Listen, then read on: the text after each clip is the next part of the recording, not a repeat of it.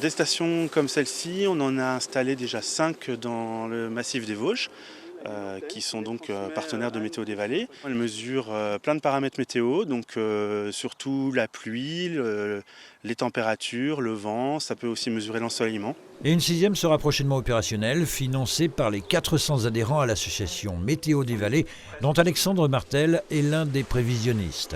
Cette station implantée chez lui, sur les hauteurs de Senones, a surtout enregistré un manque évident de précipitations, 16 jours consécutifs sans pluie sur le département des Vosges.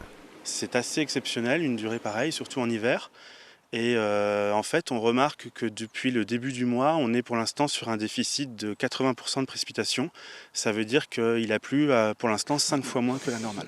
Et ce ne sont pas les 2 à 5 mm d'eau tombés ces dernières heures qui feront vraiment la différence.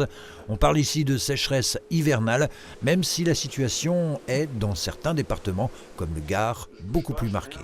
Les Vosges, c'est un département qui reçoit plus d'eau que le reste de la France globalement sur une année. Donc on a encore cette chance, mais le déficit qu'on observe depuis le début du mois est quand même exceptionnel. En décembre, on était en déficit pluviométrique de moins 25% à peu près. Heureusement, en janvier, il a plu un petit peu plus que la normale. En revanche, c'est vraiment ce mois de février, on a une sécheresse hivernale qui s'est mise en place. Il faut remonter à février 93 pour avoir un mois aussi sec, donc il y a 30 ans.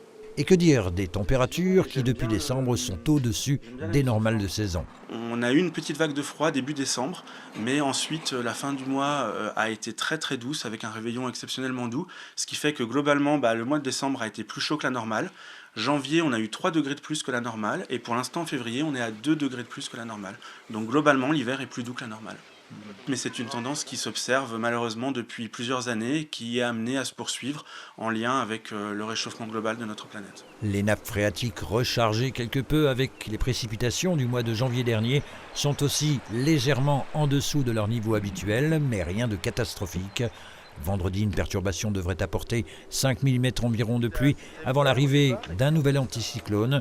Cette fin février, le temps est annoncé comme froid et sec.